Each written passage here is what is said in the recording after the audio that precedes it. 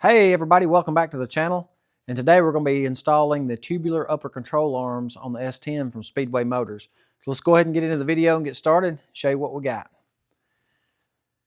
So I know I keep talking about I'm going to stop buying stuff and get this S10 going, but these went on sale and I had to have them. I was going to put them on at a later date. So we'll take a look at them here and let you see them, and then we'll go over to the truck. Basically what we're going to need is a 3/4 inch combination wrench to take the bolts out. I'm going to take my wheels off, and then a hammer to knock some of the upper control arms loose. And I think all we got to do is take these bolts out and slide it out. I'm hoping I can get it out without taking the header off. But I am going to mark these shims. I'll show you that in the video. I'm going to mark them and put them back in the same way they came out. And this shouldn't be too long of a video or too hard of an install. My only concern is if you can see the distance I have here. If we go back and look at over the control arms on the table, my concern is that grease fitting may hit. So let me get you set up. We'll take the passenger side off.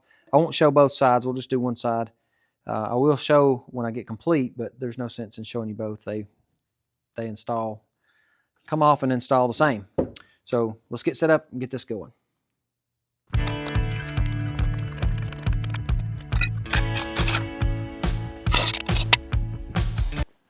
Okay, the first thing I'm going to do, like I said, is I'm going to put a line with a white paint marker on my shims, and I'm going to put 2 lines on this side so that I can line them back up the way they go. Next is I'll undo the ball joint down here. And I don't have the nuts on these ball joints tight because in an upcoming video, I am going to take the springs out, and we're going to lower the unit by cutting the spring. So let's get this off. We'll take these 2 nuts up here off, and I'm hoping this will slide out without having to remove the header. So I'll get that going now.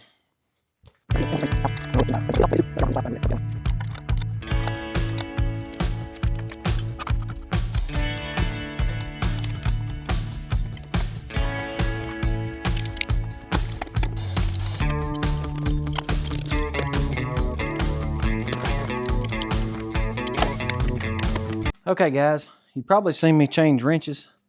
When I got all the paint wore off, where I'd painted the paint on the nuts so thick, it's actually an 18 millimeter. Fits a lot better. So let's see if we can get this control arm off. Get these bolts out. And we will get it changed out. So stick around.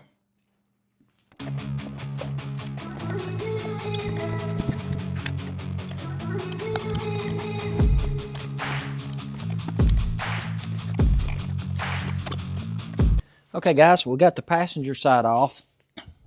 A few things I wanted to point out to you. So in my past videos, I changed out, these haven't even been run. These are Moog ball joints. I'm going to change those out. I won't do it on camera, but I'm going to change those out with the ones that came on the Speedway. As you can see, I prefer the Moog over this. I am going to fit this up and see if this is if I'm going to have to put a 90 grease fitting here, if I can access it. If so, I've got both metric and standard. I'll let you guys know which one it is so you don't have to buy a pack of each. Also, I measured the width of this crossbar. The one that come on the Speedway Motors is about 130 thousandths.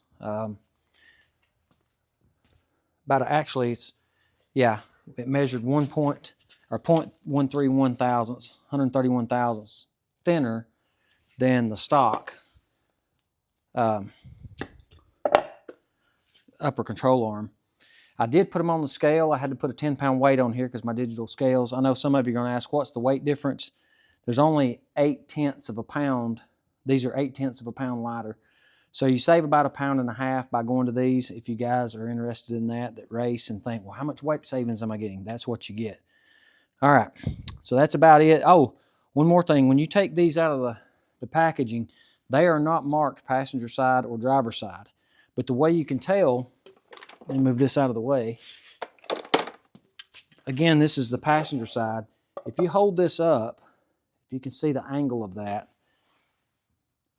when you hold these control arms up and match them up, you can see that one has more of a pitch. We'll call it a pitch this way. Let me get the other one. And you can see, probably hard to see on camera, but if you hold them up, notice how this one's pitched up and this one's pitched down if you were looking from the front of the truck to the back. So this would be mounted this way, this being the rear of the truck, that being the front of the truck. Notice how it's pitched at an angle this way. So find your control arm that has the same pitch would be this one, you can see. And another way, if they're all built the same, the one that has the open tube on the weld would be your passenger side. So you can see this has got a full bead weld here and the tube is exposed. So that would be passenger side. It's right the opposite for the driver's side. The full tube weld going towards the rear of the vehicle would be the driver's side. So this would be rear, front, and then this would be rear this way. And this would be the front. So let's go get this thing installed, see if our grease fitting is going to fit, and I'll show you the end result. One quick thing before we install these, I went ahead and checked, and the grease fitting does not interfere with the manifold, but I wanted to pre-grease these. And what I was going to do was put a crescent wrench or a adjustable wrench and spin this shaft around as I greased it. But what I did, you can see on camera, basically I put it in the vise. If you guys have a vise, if you don't, you can use an adjustable wrench and just spin it by hand. Let me loosen my coupler here. Get it on here. Tighten it back up. Basically what I did was pumped grease until I seen it start to come out around the Delrin bearings, and then I would move it around, spin it all the way. Let me get this on the other side of the camera.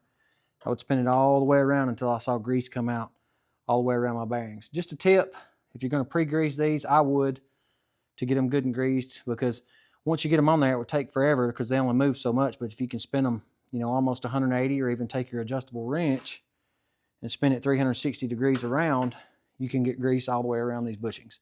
So let's get these back on the truck. Maybe I've got you guys at a good angle where you can see, but you know how we do it. I had to throw some paint on everything, and I painted up under here where I couldn't get to when I did the frame. But if you couldn't see in the original shot when I started, what I did when I took these shims out, starting at the back, I just numbered 1 back here, 2 up here, and I just put lines on them. And they stayed stuck together for the most part. I dropped this one under the truck, but to make sure my shims go back in the same order that they came out, I marked them. So these go in with the flat tabs down. If you've never taken these out, they'll only go one way. So we're going to put this back together, and I'll show you the clearance around the grease fitting. We'll get everything hooked back up. I'll do the other side, show you some upcoming videos, and we'll end this video out.